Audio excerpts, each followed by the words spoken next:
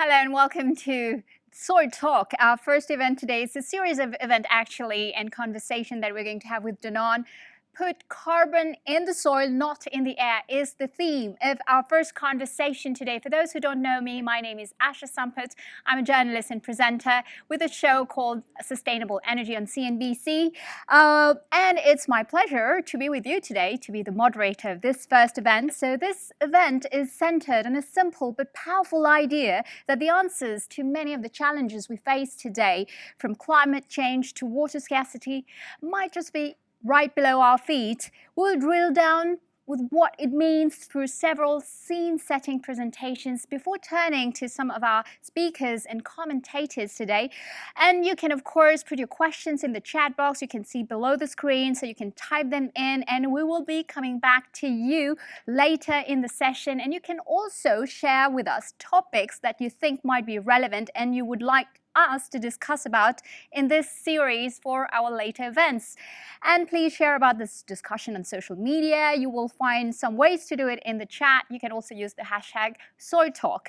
Now I'm gonna wear my mask, so I'm gonna get it out of my pocket and welcome Danone's Vice President, Nature and Water Cycle and Chief Sustainability Officer, Henri Bruxelles. Thank you very much, Asha. It's a great pleasure to be with you and to welcome you in our family home here in Paris. I know we are all activists behind this screen, activists about soil and sustainability. We have 10 years to act, 10 years to change the food system. And the food system starts with what we have right under our feet, soil. This is really the conversation we want to have. We've started this journey of transformation at Danone. We do it with partners, with allies, and we know we cannot do it alone. This is why we want to have in this year, that's going to be very instrumental for all of us with the UN Food Summit next year. We want to organize, to convey that conversation around how to structure and to accelerate the transformation of the food system. Thanks for being with us. Thanks for sharing your ideas, your questions in the chat box. This is the first of a series of events, as Asha just mentioned. We're going to have other ones that are going to lead us to the UN Food Summit. And we want to create this community, this movement, this community of action. Thank you very much. Enjoy. And I'll leave it to you, Asha, for the moderation of this session. Thank you very much. Thank you, Eric. Thank you very much. So a fantastic idea to make this series on such a critical theme, and looking forward myself, to learn more about it. And for that, let's start with the relationship between farming and greenhouse gas emissions. To help us better understand this relationship, so we have Kimberley Henderson, a partner at McKinsey and Company. She has a message for us.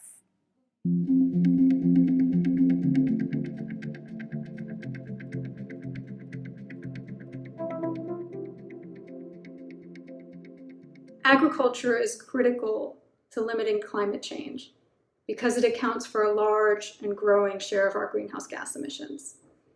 So already today, we've seen about 1.1 degrees Celsius of global warming. About 20% of that is caused by agriculture. Now, agriculture is different from most sectors in that it isn't primarily a CO2 problem, but rather methane and nitrous oxide are significant sources of emissions in the sector. Methane is the second biggest greenhouse gas emission emitted globally, and then nitrous oxide is the third. And if we look at where they come from, about half of the methane we emit comes from agriculture, and about 85% of nitrous oxide. Agriculture only accounts for about 2% of CO2 directly, but it accounts for much more CO2 indirectly, because agriculture is driving deforestation in many parts of the world. Deforestation is about 15% of our CO2 emissions, or about 5 gigatons. Now, emissions in agriculture so far have been linked to population, and as population grows, we would expect those to rise on current course. Agriculture is also rather hard to address in that it affects the lives and livelihoods of so many people around the world. That said, there are solutions.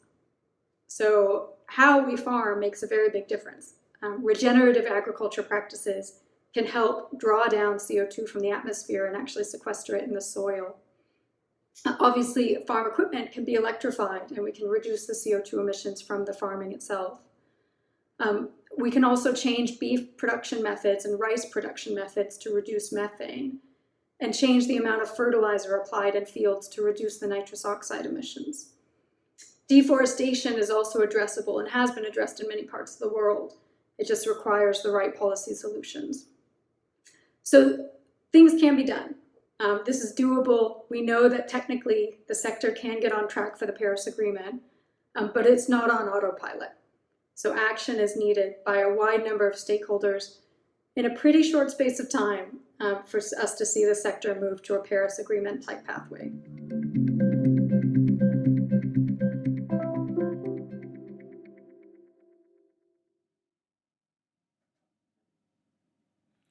Agriculture has a tremendous impact on our planet and the site, and that goes beyond producing food and raw materials.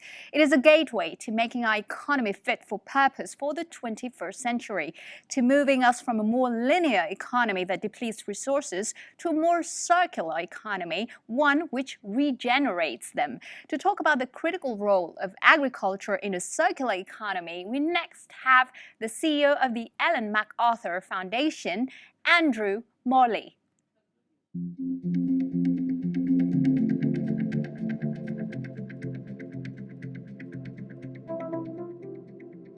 I'm delighted to be able to join you by video today and to say a few words at the opening of this event. We're delighted also to be partnering with Danone as a strategic partner of the Ellen MacArthur Foundation.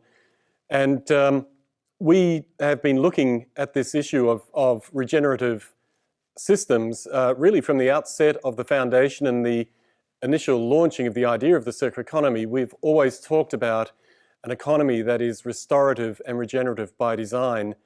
So I'm delighted that Danone has pulled together this event talking about regenerative agriculture and the role that it can play in capturing carbon, but even more so contributing to healthy ecosystems and to healthy food production. We can see that many farmers around the world truly understand the need for healthy biosystems and natural systems for their livelihood and for the future of healthy farming. And we know that there is a lot of interest in this topic, but it's not up to farmers alone. Farmers can't achieve this on their own. We also need a broader system reorientation towards supporting natural systems and regenerative agriculture. So that means, for example, the way in which we design food products, the way in which we design the ingredients that go into those products, where they're sourced, and increasingly how we can encourage upstream value chains and food designers and people who actually source food to think about where they source their food from and to be positive towards regenerative farming practices.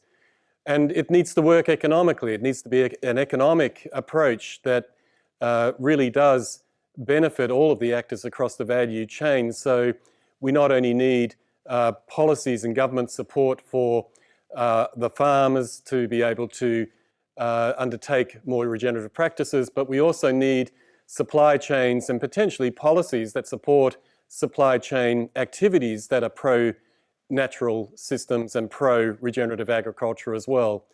So these are areas that we're looking into very closely at the Foundation, and we will be developing more analysis, more reports and thinking about the economics of regenerative agriculture from a systems perspective, the policies that we need to put in place, the design thinking and practices we want to encourage. We'll be doing this over the next few years, and we look forward to working with many of you on this in the future. And I'm delighted again to see this event come together today, and we're looking forward very much to getting feedback on the outcomes of your discussions and to working together to create healthier food systems and to promote regenerative agriculture in the future. Thank you.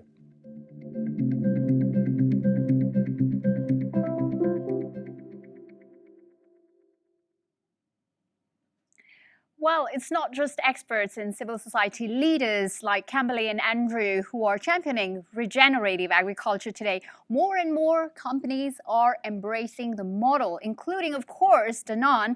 Danone's CEO, Henri Bruxelles, will now give us the business case for regenerative agriculture.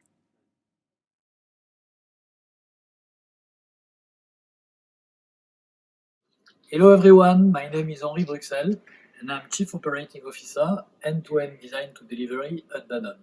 In my role, I'm overseeing the creation of our products, the design, the sourcing, the manufacturing and delivery model. Agriculture and nature more broadly are at the heart of what we offer to consumers, to society. Agriculture defines the way our ingredients are grown. It's also most of our carbon emission and water use. The model of agriculture we will choose in the next decade will determine whether we can stay within planetary boundaries. We therefore have a choice to continue with a linear model that depletes natural resources or to embrace a new one that can regenerate resources. For Danone, the answer is very clear. And this is why we are working to source our ingredients from regenerative agriculture. We believe this is good for society and for the planet. But make no mistake, it's also a business decision. Regenerative agriculture is the right model for our business. First, it creates resilience and helps future-proof our business model. Second, it strengthens efficiency. And thirdly, it creates growth by reconnecting our brands with what consumers really want. What do I mean by resilience and future-proofing our business model? As a food company, we depend on nature. And we need nature to be healthy if we want our business to be healthy. Today, more than 1/3 of soil is degraded locally. And this is mainly due to the intensification of agricultural practices. Maintaining soil productivity today comes at the expense of soil health, increasing the volume of chemical entrants, for example. And this is a real problem for nature and for our business. To continue sourcing the ingredients we need for our products in the medium term, we need a new agriculture model. And this is what regenerative agriculture offers. A way to create healthy ecosystem that can future-proof our business and ensure less volatility and unpredictability.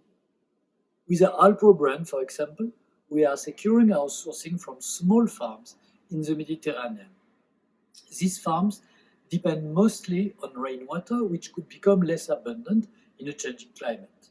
This is why we are turning to regenerative practices that optimize water and bring wildlife back into farming.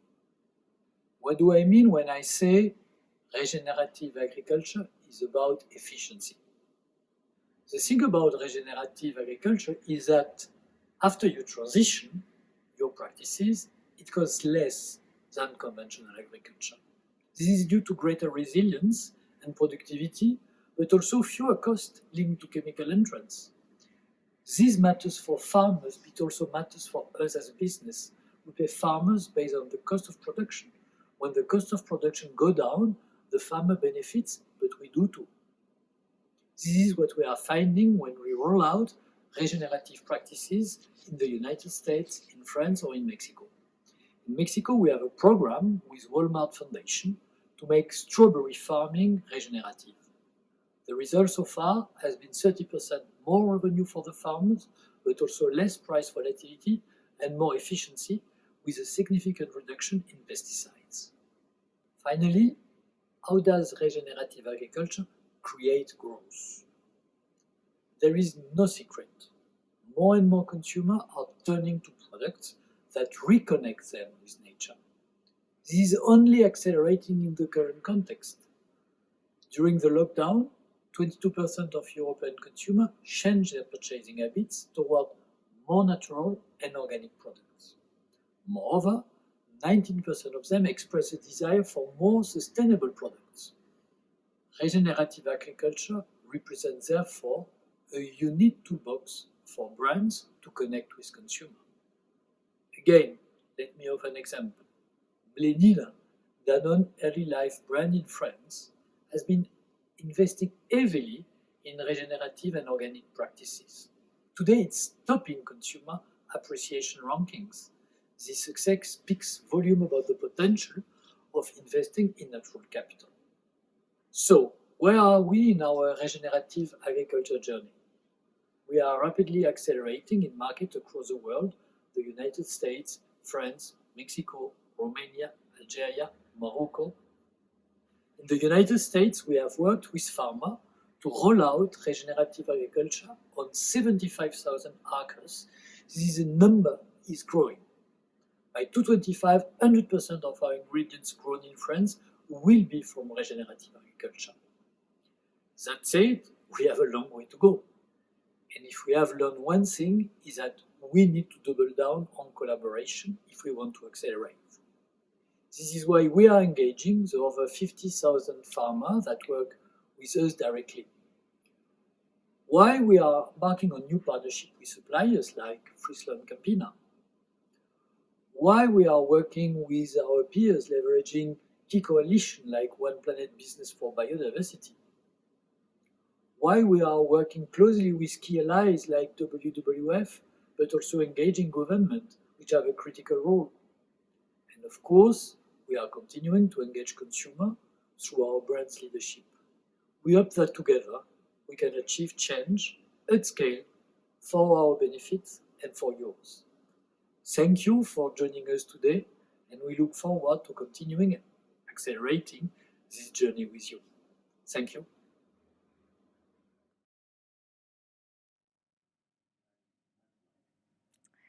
Thank you, Henri, for making such a powerful business case for regenerative agriculture, and to Kimberley and Andrew also for drawing out the important linkages to climate change and the circular economy. For our conversation series, I want to focus our discussion today on how we can transform agricultural practices at scale. What are the opportunities? What are the challenges? How can we overcome these? So before we start our dialogue today with some of our speakers, let me remind our audience that you can send us your questions, and for that you can go live on the platform. There's a chat box at the bottom of your screen. Type your questions, remarks, feedback, anything you want to share with us today, so feel free to do that. So let's start this dialogue with Ken, McCarthy, and Finian Makepeace. So hello Ken, hello Finian. It's great to have you today. Can you hear me? Yes. Yeah, thanks for having me. Brilliant. So neat. I can hear you nice and clear. So that's very, very good. So Ken, you're a fourth generation dairy farmer and the co-owner of McCarthy Family Farms, and Finian is a producer of Kiss the Ground, which many of you have watched in the run-up to this session. And of course, if you hadn't, had the opportunity yet, we'll send you the link again after this session. So to kickstart, probably Ken, you have been implementing regenerative agriculture on your dairy farm in partnership with Danone. Why did you choose this path, and what has this transition changed for you? Yes, that's a great question. And, there's a lot of answers to it. But the main answer of why we chose to go down this path is really very simple. And you touched on it. I'm a fourth generation family dairy farm. And you don't stay in business for 4 generations for over 100 years without being invested in what sustains us. And what ultimately sustains us is Mother Nature. We're dependent upon healthy soils for healthy crops, to create healthy cows, to create a healthy product.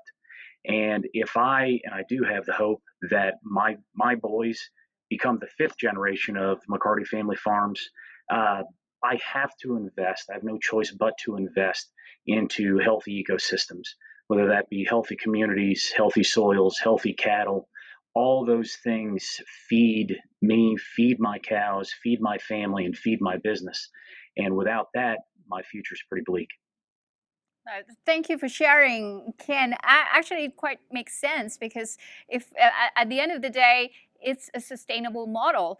So I'm going to turn now to Finian. So Finian, it was exciting to watch the movie. So you worked with many farmers as part of Kiss the Ground. So what does this movement look like? Why is it different from the preceding movements, and why in your view is it such a great opportunity? Thank you so much. It's great to be here with everyone. I just wanted to clarify a few things. I'm Finian Makepeace, one of the co-founders of Kiss the Ground, the organization. I did help produce the film, but it was done by Big Picture Ranch. Josh and Rebecca were the main people behind that we worked with to create Kiss the Ground, the movie. So I just wanted to be clear on that. At Kiss the Ground, our mission is that people are awakened to the possibilities of regeneration. And that's what I want to talk about today. The difference between this movement and others really is around this word regeneration. And the second thing I want to get to is that this is a movement that is pro-farmer. So those are the two things I want to talk about. The first being, when we look at where we are around the world, arguably in most societies, definitely not all, but most societies, to produce our food, fiber, and fuel, over the last 10,000 years, and then over especially the last 200 years, we have degenerated the landscape, the carrying capacity and how much it's able to produce, how functional it is. So when we look at this curve of degeneration, we have to look at the idea of sustainability from the place we are now, sustaining what we have. Yes, that can be better than continuing to degenerate it. But what regeneration does is reframes this, and we start thinking differently about how we're actually going to increase the carrying capacity, the function of our land, which when we look at that connecting to this being a pro-farmer movement, it's really about saying, how are we simultaneously creating all of these amazing environmental benefits at the same time as helping farmers from around the world in vast different starting points or cases to regenerate their land back to health so it functions again. So when we look at things like water and water holding capacity, increasing the ability for soil to retain and absorb and infiltrate water. So this is where, when we look at especially things like that were mentioned before on input costs, farmers are able to dramatically reduce their inputs, which are currently putting most farmers in the United States, for example, in a really fragile situation. The average debt increase per year right now in farming is around 4%. So that's what farmers are dealing with. And a lot of that has to do with the heavy burden of increased input costs.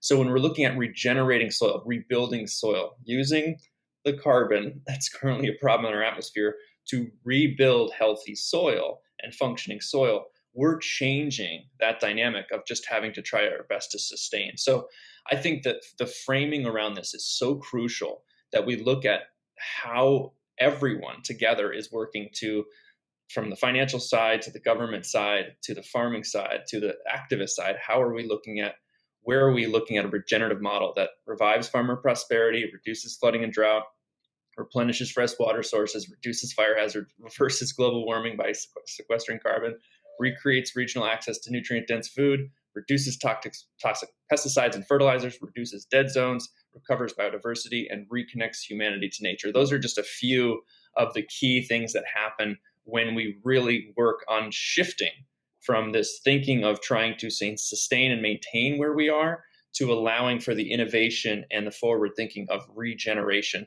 So that's really where I think it's so critical that this movement is different than past movements, because it calls upon, the last thing I want to mention is, we believe that this is really a movement that depends on indigenous place-based knowledge, pioneering holistic planning and thinking, and then cutting-edge science and technology. All three of those components are vitally necessary for this movement to be successful, and therefore we're going to require and allow for the working amongst multiple different stakeholders. And that's why it's so different than preceding movements, is it's so centered around this holistic framework.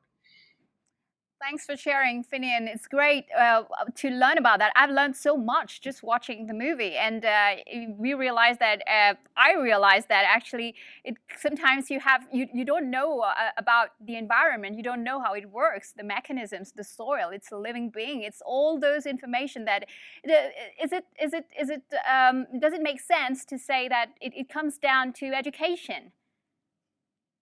In so many ways, that's a great question, because I don't know who's going to be watching this per se, but it's really fair to say that most people who are at the cutting edge of the environmental movement are very new to this idea too. So anyone watching, you're not late, you're not stupid because you didn't know this. Yes, there's been many indigenous cultures that have worked with inside of this framework, but in terms of the science that's proving what's possible and showing us what we can do, this is a very new understanding. And that's what I think is really helpful for people to know, like, this is a conversation that you can get access to. You can find the education. Kiss the Ground and other organizations can help you learn this. We do our soil advocate training. We help train farmers through partnerships. So there's so many ways that people get educated and then become a part of this movement. Yeah. Thank you for sharing, Finian. Ken, what has been the most important challenge you faced in transitioning to regenerative agriculture, and how did you overcome those challenges?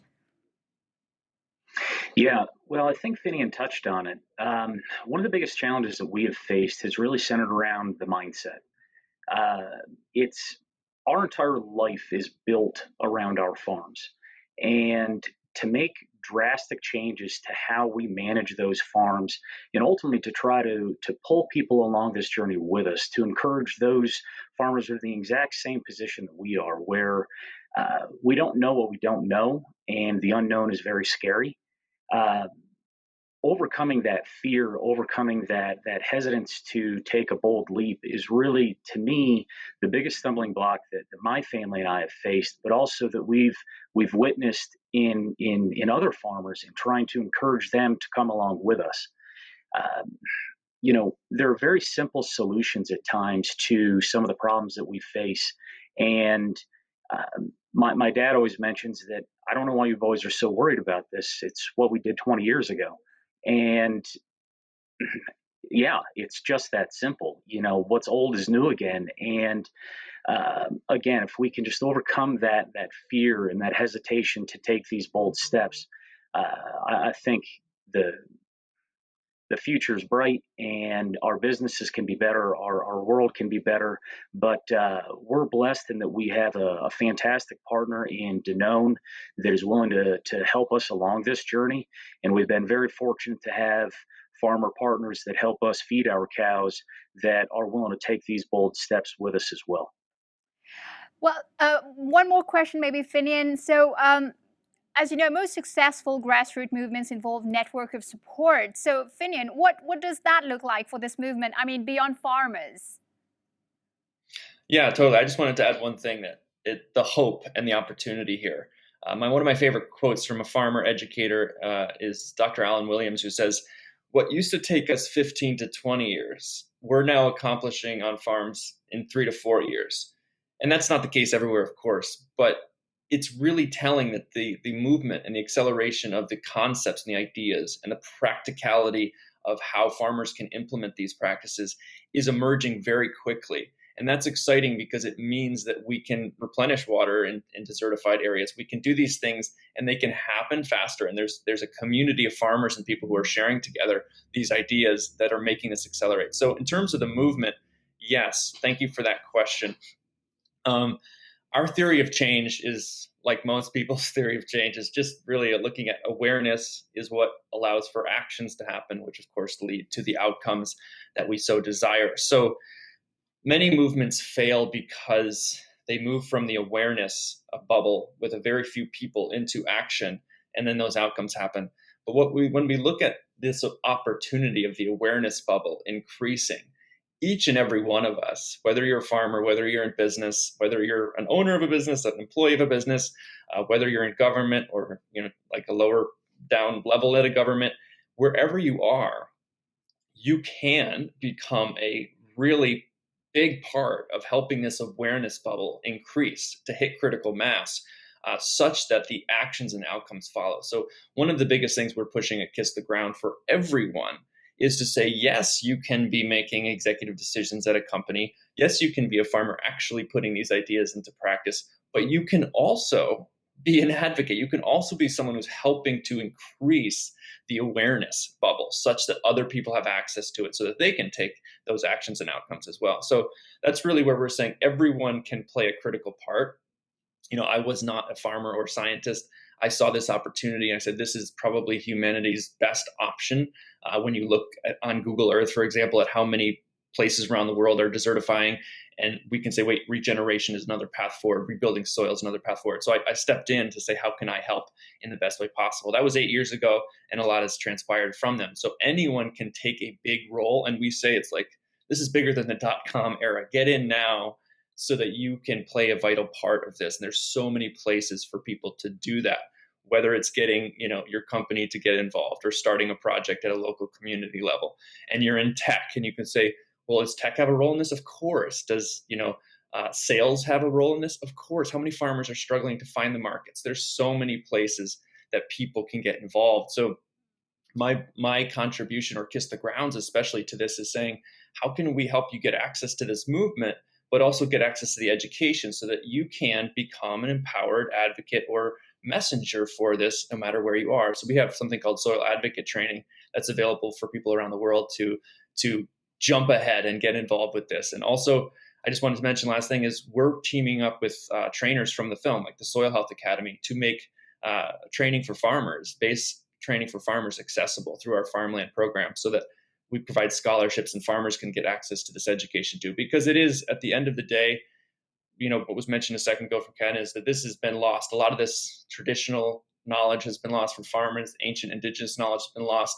We can now work with what regenerative agriculture is offering and bring it all together. So thank you for having me. I really appreciate the time. Thank you. Thank you for sharing. Thank you, Ken and Finian. But stay with us. We'll come back to you shortly for the Q&A round. And by the way, we are having lots of questions. Thank you to our brilliant audience there. So keep sending us more questions.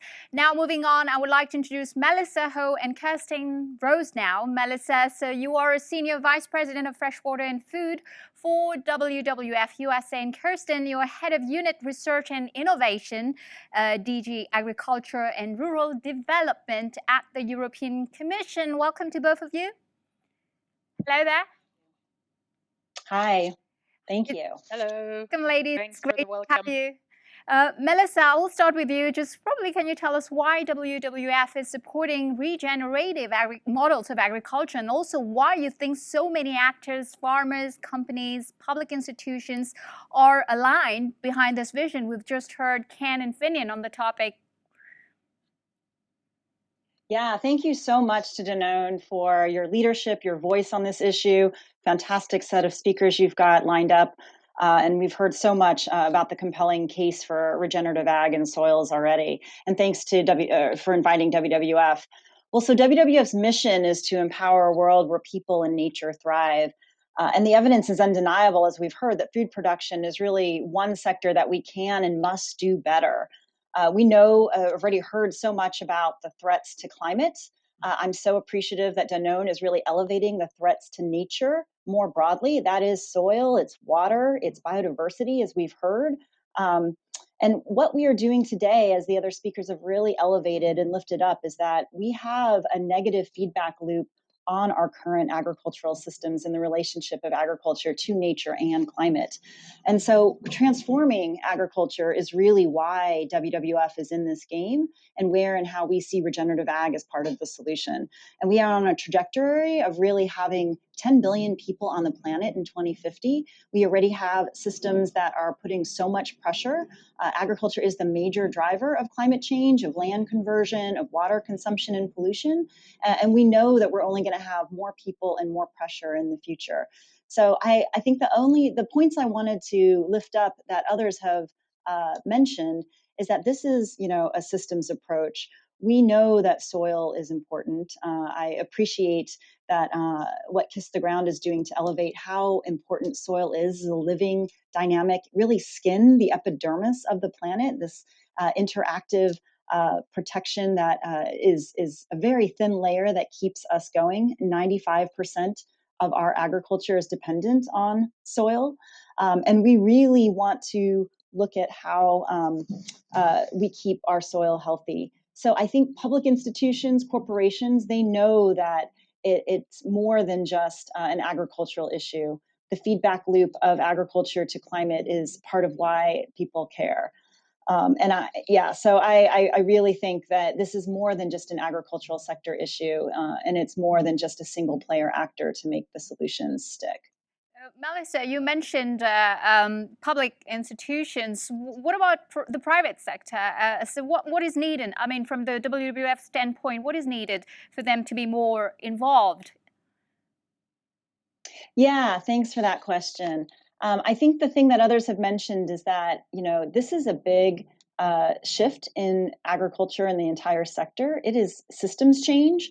So it is not one sector alone. There is a lot the private sector can do and is already doing, and Danone's leadership is indicative of that. But I just want to note at the top that there's a collective we who care about this, who are driving change. And we really need to look at what each specific role is in really creating systems change. And so it's not possible for one stakeholder alone. And fundamentally, as others have noted, is that the fundamental shift has to happen on the ground with farmers in the field. Their success will really drive the success of the rest of the sector. And so corporations have a huge role to play in supporting that shift for farmers. So there are farmers in industrialized countries like the United States. I really appreciated MVP talking about the mindset shift. I think one of the first things is just the shift in being able to think about how to manage your ag farm system differently than the way we have been currently doing it with intensified commercial operations now. And I think, I think there's an idea that somehow this is new technologies or new approach, regenerative ag. It's actually really not. This is old wisdom. This is traditional farming. This is stuff, Mahatma Gandhi had said, to forget how to tend the soil is to forget ourselves. And in WWF in North America is working with, dozens of Native Nations tribes, and they have a saying, the Ogallala Sioux, that starts with, the Native Nations are of the soil, ... And so to think that we are somehow reinventing the wheel here, I think is a little bit disingenuous and maybe even disrespectful to some of these indigenous folks who have always had a culture of valuing soil. And so, but, the masses now of agriculture, at least in industrialized countries, need to shift back to thinking that modern technologies such as fertilizers, pesticides, chemical inputs, and tillage, big machines, are the way forward. And so, yes, we do need to have technical assistance. Yes, we need financial incentives and market-based incentives and capacity building support.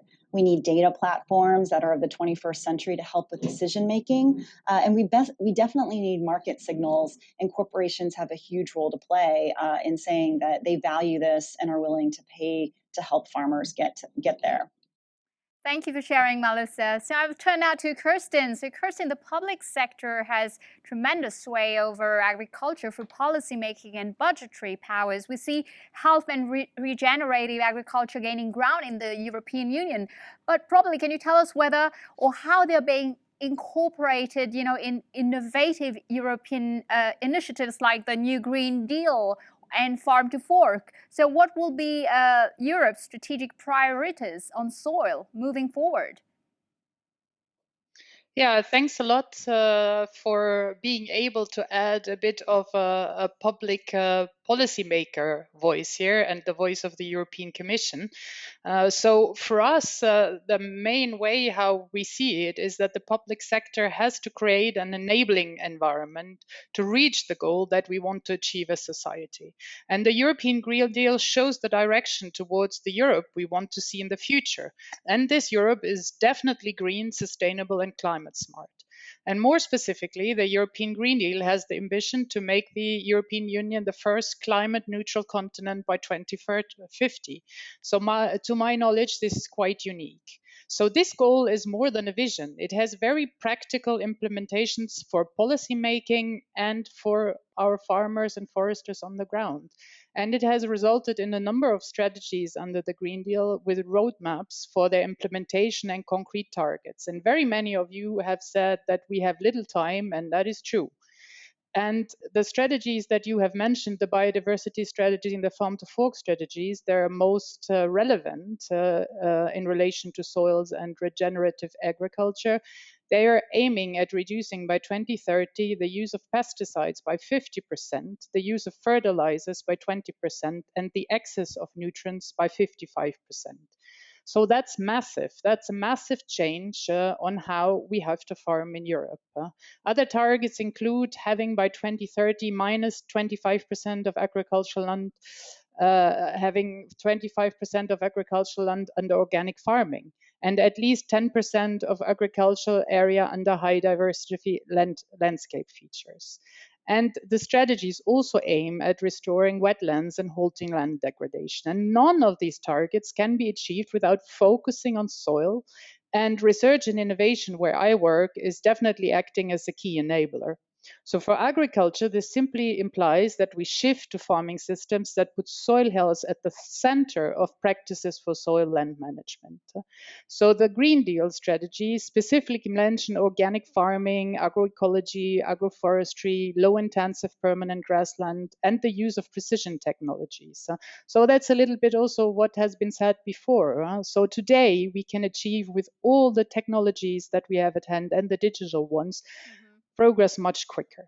As you can see, even if we do not mention the term itself, regenerative agriculture is very much part of the solution. So we're fully aware that farmers cannot be let alone in changing practices, business models, and even their roles.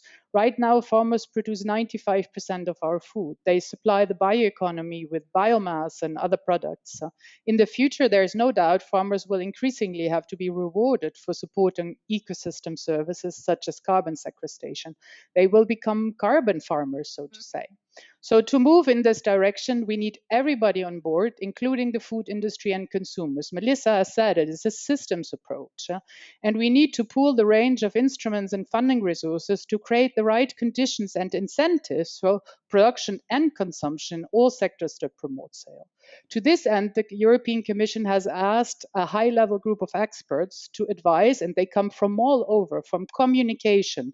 They are farmers themselves, they're researchers, they're civil society movement related.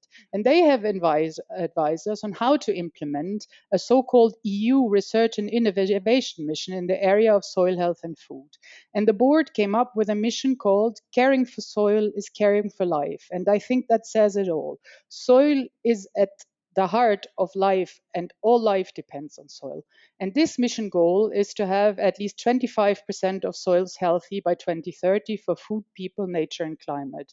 And this goal is based on an analysis, and Henri said it in the beginning, I heard, that the state of soils which we're in concludes that 60-70% of soils are unhealthy. So there we are.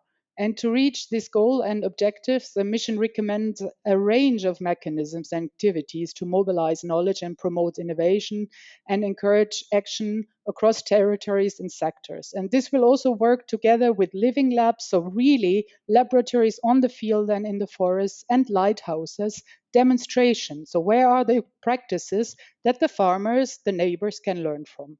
So the goal is ambitious, but like the mission board, I'm convinced that together with farmers, and that's what everybody has seemed to be saying so far, foresters, policymakers, researchers, businesses, and citizens, we can progress together towards healthy soil on a healthy planet. Right, a quick word on the common agricultural policy, Kerstin. So is this also, you see an evolution there, and you see more regenerative models of agriculture developing in the future? Yeah, definitely. Yeah. So let me first mention that the Common Agriculture Policy, the CAP, is already promoting sustainable soil management and agricultural practices and innovation in agriculture. In the current CAP, there are a set of compulsory and voluntary measures upon which support is dependent for farmers in applying soil-friendly measures. But the future CAP will reinforce these measures, otherwise we won't hit the targets, so many of which are at the heart of regenerative agriculture. This includes support to crop rotation, soil cover, minimum tillage, or protection of peatlands and wetlands. And as specified in the Green Deal, the CAP will be instrumental to move towards the target of 25% for organic farming all over Europe and promoting agroecological practices. So there's also new digital tools that will be promoted through the new CAP that help farmers, for instance, manage nutrients more efficiently.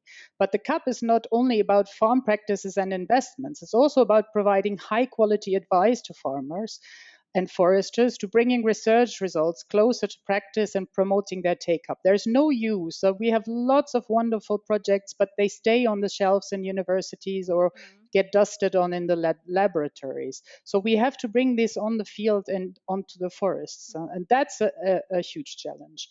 The innovation dimension will be strengthened under the new CAP. And in this context, let me say some words about the European Innovation Partnership, EIP Agri. Under this innovation partnership, we currently implement more than 250 operational groups on the ground that bring together farmers, advisors, researchers, and other players to work jointly at local level on soil management. We have thousands of these groups, but these focus on soil management. And the key condition is that farmers and researchers work together. Farmers, they're busy on the fields. And the researchers, very often it's difficult to get them from the scientific publication out on the fields. But this is what we intend to do. And in parallel, we're financing a wealth of projects under Horizon 2020, the research side, which are delivering knowledge and technologies to apply soil-friendly farming practices. Or get them, as Melissa was saying, to not insult those that already know, but to get them to the neighbors, which have maybe not thought about those. Right. So the EIP Agri is the glue that connects these research projects and is very operational on the ground. We know that farming systems such as agriculture are knowledge intensive. So I feel that our approach to get research results on the labs into the fields and forests meets the existing needs of farmers who are keen to innovate. So we have created, I think, a promising toolbox as public policy providers that will allow to test and implement sustainable farming practice and advance in soil health. I would like to invite the community of regenerative farmers and their supporting businesses to join and make best use of this toolbox. And let me just say, because nobody's mentioned it, it's World Soil Day tomorrow. And we have just this morning launched an EU soil observatory, because it's important that we know better the conditions and soil health all over Europe and monitor what impact has it what we do actually on soil on day to day. So there's clearly a momentum to put soils in the spotlight now. Right. Thank you for sharing, Kerstin. Maybe it would be interesting to connect like movements like Kiss the Ground with Finian, and it would be nice to see movements like that work with the Commission and to take their conversation, further. So this is a good moment to open our discussion to you in the audience, to give up some time to send your questions. Well, we've received a lot of them. So we have a couple of commentators with us, two more guests, ladies and gentlemen, Durukan Dudu and Sophie Akov, right? Hello, welcome guys. So just to introduce a quick brief introduction. So Durukan Dudu, you are a regenerative farmer, trainer, social entrepreneur, named as an Ashoka Fellow for your work in Turkey. What is your reaction? Sorry, before I ask you the question, let me introduce Sophie. So Sophie Akov, who is the Co-Executive Director, National Young Farmers Coalition. So welcome to both of you. My question to you, Durukan, so what is your reaction to what has been said? What do you believe will be, a game changer for the work that you're doing? Over to you. Right. Well, thank you. Thank you for having me. Well, first of all, I'm very happy to be in a meeting where, farmers, soil advocates like Finian, and the public space and NGOs are together, because this is not very common, or this is not very much happening so far in regenerative agriculture, especially having now the public space as well, with us, that's just great. And like me listening to all the speakers who have done really good job to give a very good overview, I was thinking like how this whole thing started. Well, it was there in one hand, at the same time it kind of started after 2010, 11. And I realize, I see that it started from a very bottom-up movement. So regenerative agriculture, before everything else, a social movement started by farmers who decided to reclaim their revolutionary attributes, which is what agriculture is, right? You have to really adapt yourself and be very innovative to work with the soil, with the ecosystems. And these farmers and social entrepreneurs or people who were really getting into the space collaborated and brought us to today. So, but at the same time, it's so many things about regenerative agriculture. That's what I was thinking when listening to. Like it's about soil, but it's also about how to ensure access to land, how to like innovate our investment and financing schemes for the farmers or service providers for farmers, how to involve, for instance, young people who don't have access to land, right? How to involve or encourage or enable urban people who want to have a part-time or full-time ecosystem management. How to change maybe what it means to have a farm. Are we gonna still just let this lonely farmer in his farm to work alone and do all his work?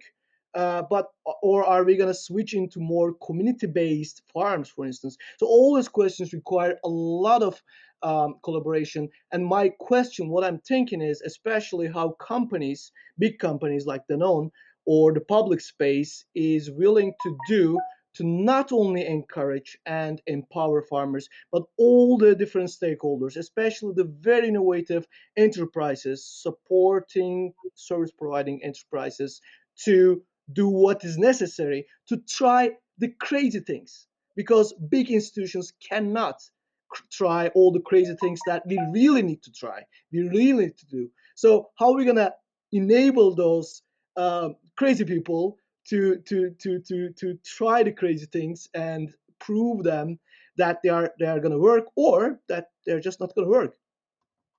Thank you, Jurakan. So I totally like the crazy things that encourage crazy people, but not just crazy people. Everyone, should be more involved in the discussion. Thank you for sharing that. So I was just mentioning, we also have a remarkable young farmer with us this evening. So Sophie Akhoff. So Sophie, you are, I said it, so the co-executive director of National Young Farmers Coalition.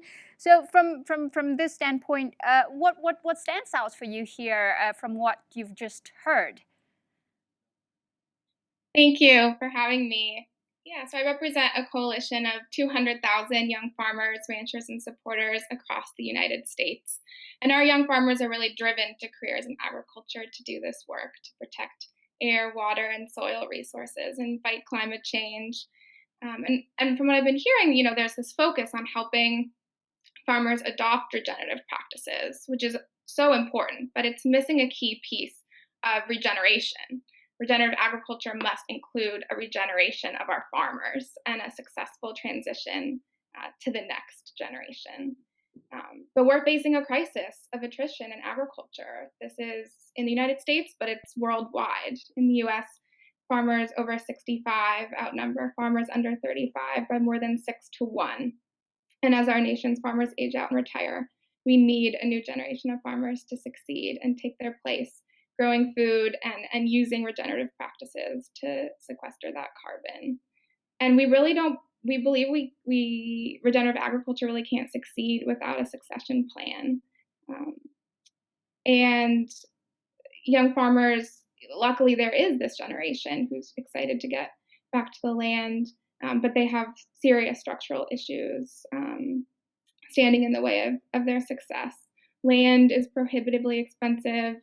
Many are carrying tens of thousands of dollars of student loan debt, and young farmers of color have these challenges also compounded by racial inequities in access to land and capital. So as it stands, the agricultural system, is restricting who can farm. And if regenerative agriculture is about this, seismic shift in how we reorient our food systems, we need to make paths for young people to enter the field. We need to prioritize Black and Indigenous and communities of color that have made land-based agriculture possible and who hold our country's deepest expertise in building resilience and strengthening community. We need to ensure that they can access the resources that they need.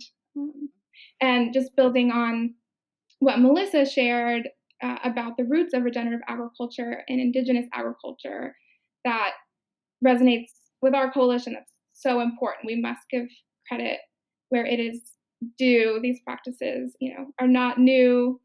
Cover cropping, no-till, pollinator habitat, crop diversification, they all derive from Indigenous agricultural practices that continue to be innovated by Indigenous communities to this day.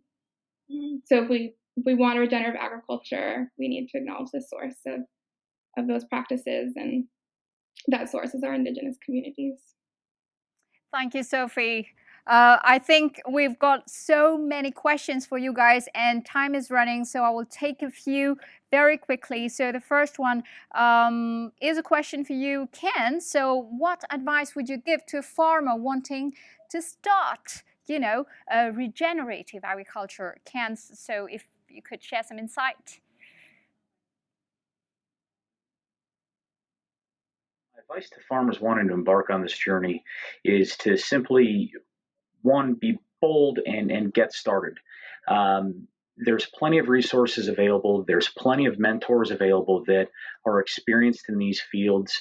Oftentimes, as Asha talked about, look to the older generations. I mentioned earlier that what is old is new again, and there's resources available to help you embark on this journey and to just get started. And any step in the right direction is positive progress. We don't have to eat the entire elephant today, but we have to start taking bites out of it.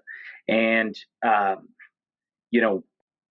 the end of the day, be fearless. Just get moving. The time is now, and time is of the essence, and there are people that can help you, people that can provide wisdom. There's government and university resources that can help you be confident in the decisions you're making.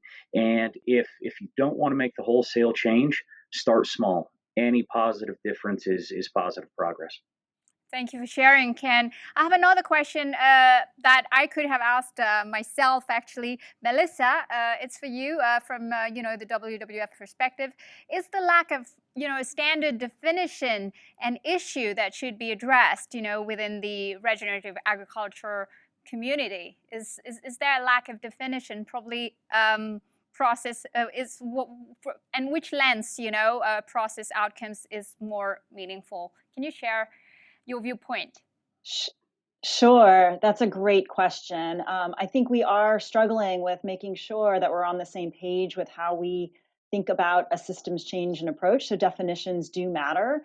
I think we've noted it's not just a practices and adoption of practices, it really is about performance and outcomes of things like soil health, water, and biodiversity and carbon storage, all those things that we want out of the system.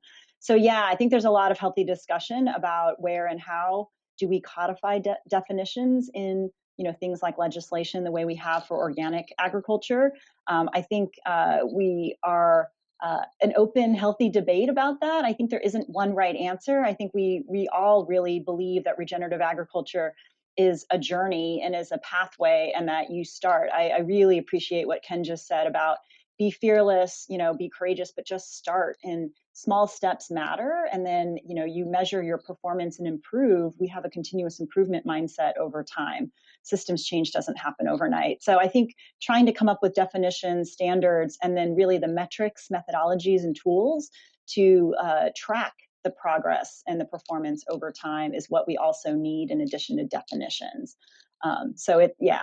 Those are things that we are openly discussing, and I think governments are also looking at where and how to legislate on these things and to provide innovation funds to support tools for assessment.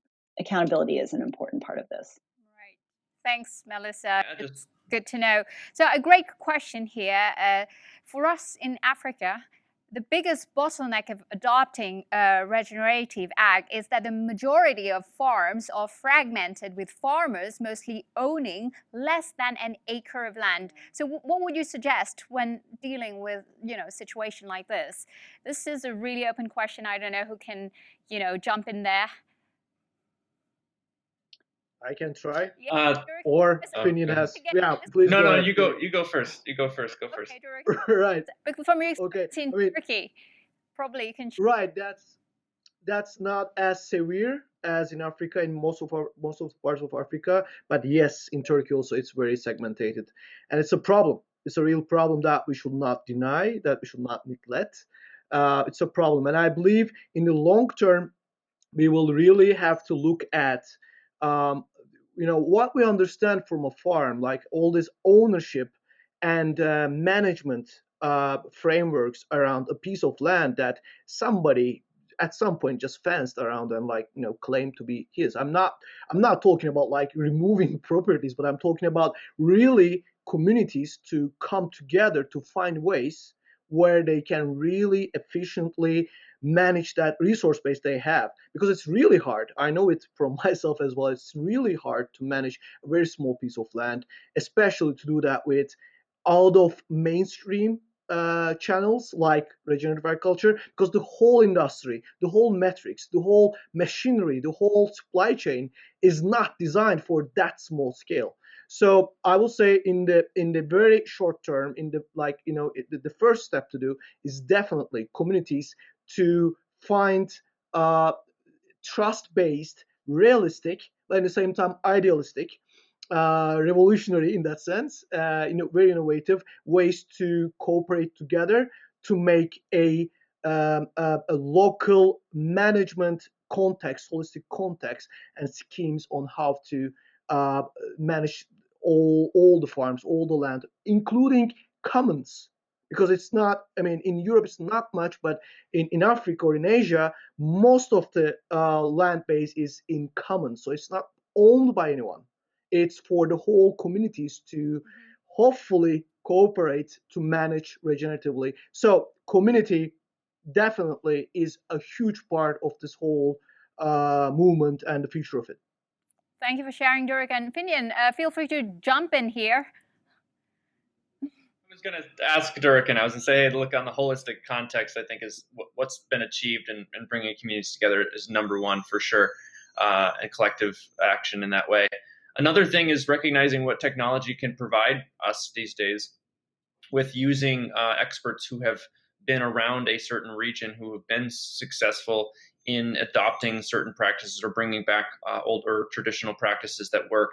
I think that we have to take advantage of technology, that smartphones, for example, are showing up in more people's pockets so that they can take a course that's giving them some of the fundamentals on their phone while they're out in their farm. These are things that are happening and will continue to get even more accessible. So in line with that, we're working with some Indian farm groups to create a packet of courses that are helping very, very, very smallholder farmers to make these transitions, to reduce their input costs significantly, to have them also start to be able to get into collective situations. So there's a lot we can do as we move forward in terms of what's accessible in people's pockets to get the education, get the community to connect with other farmers via these mechanisms that we are having more around the world in really simple format. So that's one thing to keep in mind. Okay, quite linked to what you just mentioned. So how would you like, while speaking to Ken, you realize agriculture is in the family. It's a usually family business, and generations taking over. How do you speak to new farmers, those who are not from rural backgrounds, or the ones for whom it's so difficult to do something different from their parents? What could be the role of agricultural schools, governments, and to help support young farmers make the transition? Yeah, we see 75% of young farmers coming from non-farm families. So this is the generation of folks coming from cities and suburbs and wanting to continue or get back to the land and take on the task of growing food for our country. There are incredible amount of resources available, from YouTube to more formal apprenticeship programs. In the United States, we have a government program that grants nonprofits and land-grant universities funding to train the next generation of farmers. So even if you went to school for another career, you can find a program likely in your state that is built to train the next generation of farmers.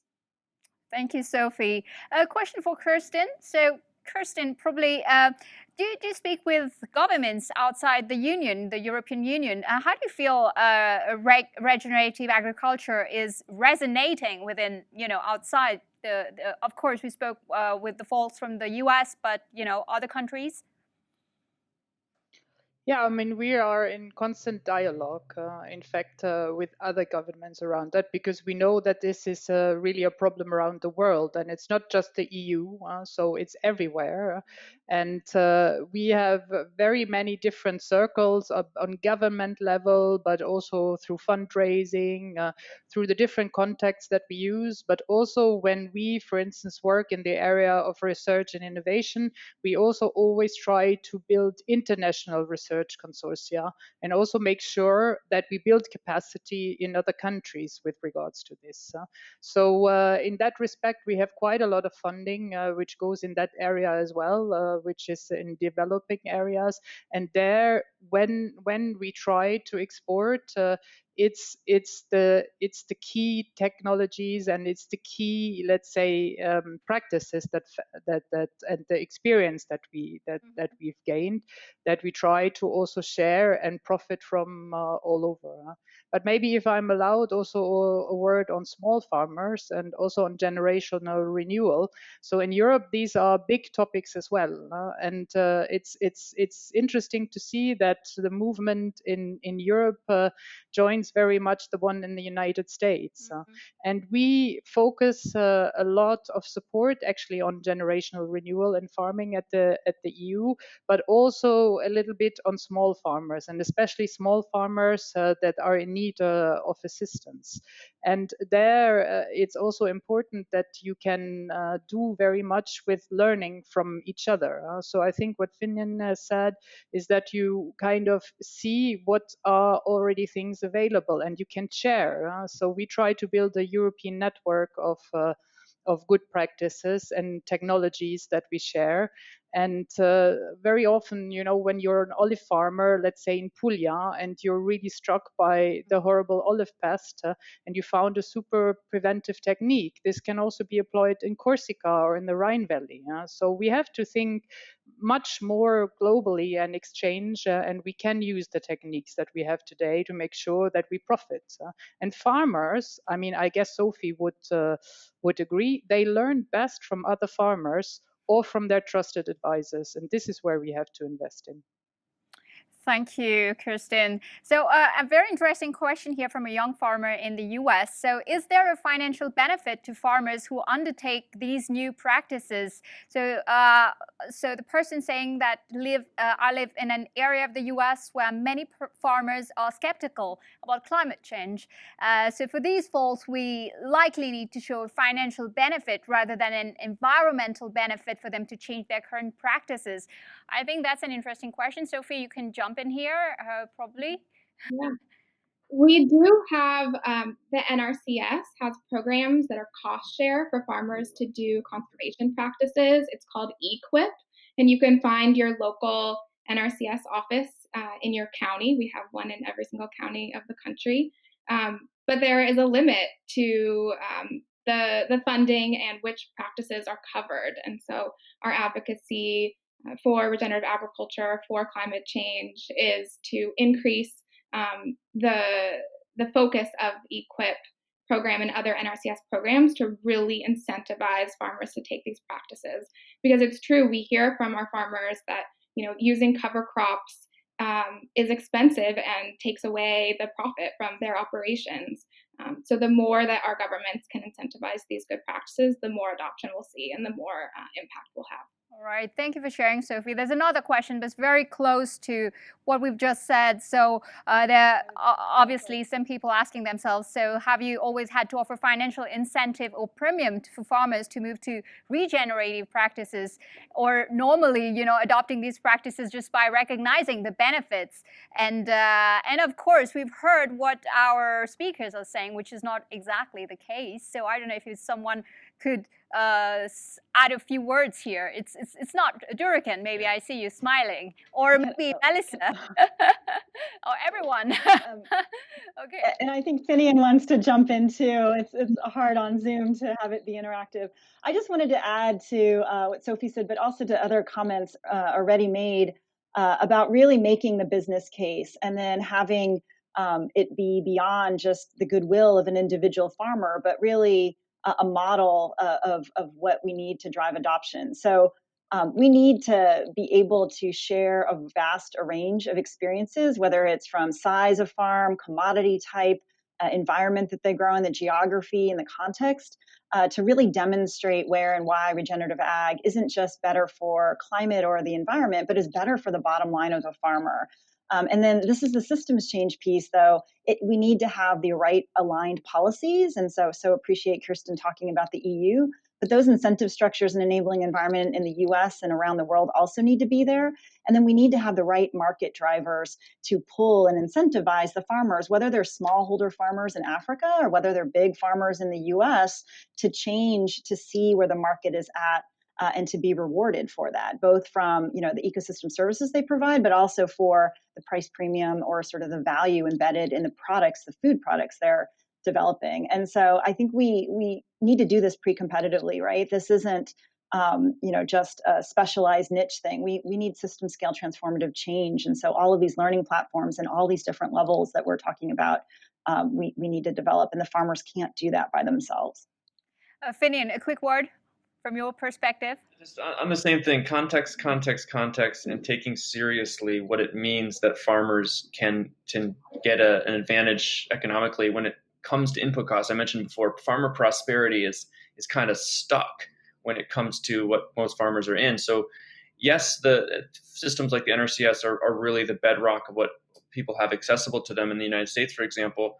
But when we talk about advances in this work and making it successfully and viable economically for farmers, we're in the mode of how do we get the best cutting edge information and tactics from the best leaders who are the most sought after for young and existing farmers in their transition. How do we get their information in the hands of people? That's where, for example, we're partnering with Soil Health Academy and their Regen Ag 101 for U.S. farmers. This is a baseline. It's available online for people to get the economic way that they can transition. So yes, if cover crop seed are more expensive, you're going to be offsetting that with all of these other savings. And they can show you that, they can prove that to you, they can hold your hand through that. So that's where the communities at large are so crucial, but also access to the farmers who've been successful at this. Yes, we want people to be going back to ancient indigenous wisdom and having a view of what the world is when it's interconnected. That's cultural, and most of our culture for Europeans especially just thrown that aside for the last several hundred years. But to get there, you need people to be able to glimpse it. You need someone, as was mentioned earlier, like you need someone to start. Otherwise, they're never going to see this whole world, this whole opening of what regenerative and holistic is, or what ancient indigenous wisdom was. So we have to bring them in. And so this is where I feel like the opening of the door is so crucial. And sometimes the economic viability of it is number one, unfortunately, sometimes. And I would love to hear from Ken, from your experience, Ken. Yeah, and in my experience, what I can say is that as we have invested more and more into regenerative ag practices, our business has become more profitable, has become more efficient and more productive. So finding that source of confidence or that source of funding to allow you to take that first step to begin that journey, oftentimes the payback on these investments will occur within the next 2, 3, 4, 5 years. And in the lifetime of harvest seasons, the reality is that that's quite a few harvest seasons to get that payback on. But in doing so, I think we should also look at other ways to incentivize people to do these things. There are fledgling carbon markets out there that are available to producers that enable you to invest in things like cover crops. There are conservation groups that are willing to fund or cost share or partner with you to put in things like things like pollinator habitat. So solely looking for help from NRCS, if you fail there, don't give up. There are other options that can allow you to take steps down this path. Thank you for sharing, Ken. We have less than 10 minutes left for the conclusion round. Maybe a last question, Finian, there. What about the movie, the Kiss the Ground movie? What has the reactions? Is it meeting your expectations in terms of impact? Very briefly. It's been incredible, and we encourage people to use this as a tool to open doors. Sometimes when you're trying to get your uncle to think about regenerative agriculture, it's just better to have them be able to watch the movie versus going peer-to-peer, head-to-head at the argument of why they should make a transition. So use the tool. It's been amazing all around the world. We've been thrilled and beyond surprised.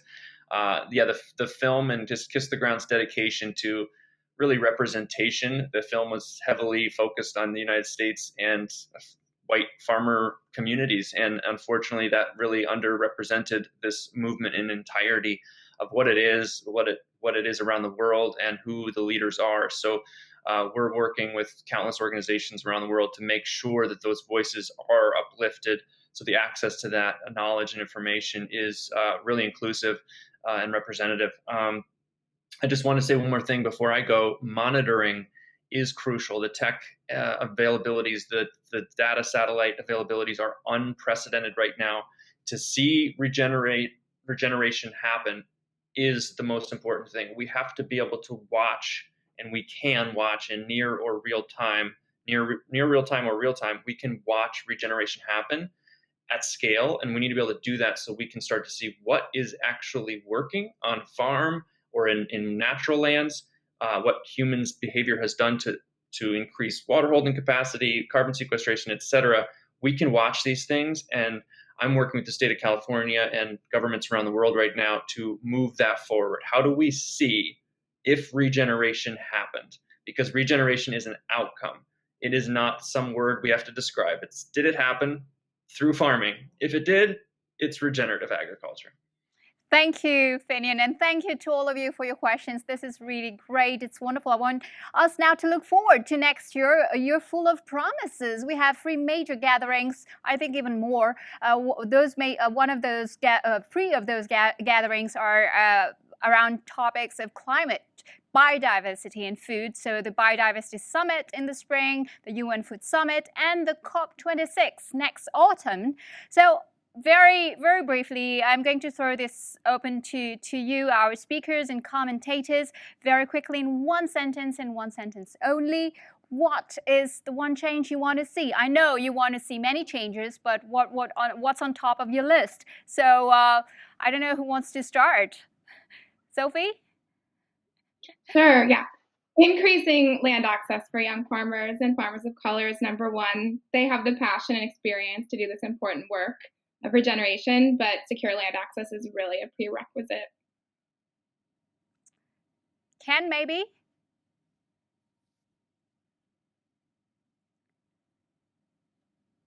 We have a little connection problem. Yes, Ken, you're still there. Good. Got me there. Okay. My one wish for this would be that there would be greater connection across farming sectors, across countries, to allow for cross-pollination of best practices, for inspiration to flow from those that have achieved regenerative agriculture, whether that be at the small scaleholder level or at large scale operations, and allow those ideas to percolate across the agricultural industry, across the world itself, to create positive change. Kerstin, from the European Union, European Commission perspective.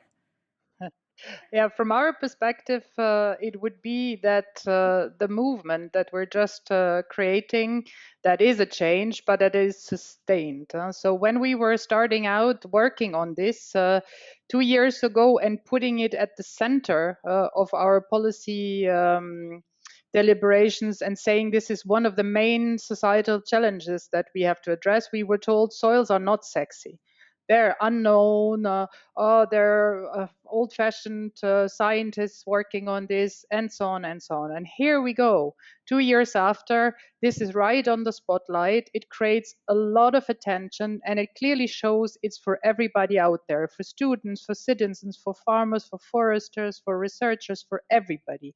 And that I would like to see that we sustain this. Melissa? Yeah, thanks. I think that mine is we really need to integrate and elevate the importance of nature into the climate agenda, and then where and how food systems are at the center of that, especially soil. We need to do it all. It's not an either or a competitive agenda, and we need to align behind a common vision that really integrates these topics together. Finian, a final word before we conclude? What everyone said, and it makes me emotional sometimes. That we think about the future and grasp that this is everyone's movement. This is regeneration is really our only option. We're losing 30 million acres a year to degraded land. That's the size of England nearly. And if we think about my daughter, everyone's children, and the future generations, regeneration is available, it's possible, and each of us can play a vital role. It is just as integral of an ecosystem being diverse as this movement being diverse. It needs everyone, and it's going to take so many hands. So if it's not sexy right now, go make it sexy. If it's not available for farmers, go make it available for farmers. You don't have to already been doing this. Gabe Brown wasn't a farmer. He's now leading regenerative farming. This is a movement that we all can participate in, and it will be the difference that makes the difference for the future of the world. Brilliant, Finian. Probably Duragan before we conclude this session. Sure. Well, we have been looking for this moment for the last 7, 8 years, 10 years for the regenerative agriculture to become really the thing, the trend, or the hot topic. And now my wish is really for us, for humanity, to realize it's not just a trending topic, about how to make agriculture, some technical considerations. No, this is really, I very much believe and very much witness this, that it is our chance to transcend us and really redefine what it means to be a human on this planet. How do we relate ourselves with other humans? How do we relate ourselves with nature? So it's really about soil, about food, about agriculture, but it's actually about really a very existential topic when you dive into that. So I really wish and want and will keep working for that to be this way, and to be really an opportunity for us to find the meaning that we have been missing, I believe, as a humanity for a while, once again, and reclaim what it means to be human in this blue planet. Brilliant. Thank you. Thank you. It's great to hear about how we all finally can contribute to make this change. Thank you to everyone and speakers, participants for joining us today for this wonderful conversation. So this event obviously has made me hopeful and very optimistic, because it has shown how much energy there is in regenerative agriculture movement, in all the movements and all the people we've heard today. And Eric will be joining me, so I'm taking out my mask from my pocket. Not very sexy, but it's key. Well, Eric, so you have joined me to discuss our final session today. So it was great to listen to we've heard a lot of things. It's very hopeful, very exciting, and very insightful. I mean, that's amazing to see the energy that is behind this movement that is really going to move mountains in the next year. I really would like to thank all the panelists today for their time, their passion, really their drive in changing the food system and agriculture. Thank you also to the Ellen McArthur Foundation, McKinsey, to Henri, who have spoken at the beginning of the journey. Thanks to all of you. You're more than 1,000 to have registered to this event.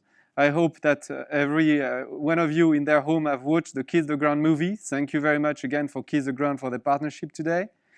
And we were more than 500 in the session right now.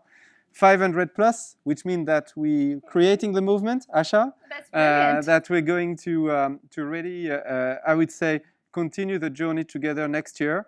We're going to have other sessions together next year with sessions related to how we finance this transition, which was a question today. Mm-hmm. We're going to organize a very innovative farm visit, virtual farm visit next year as well.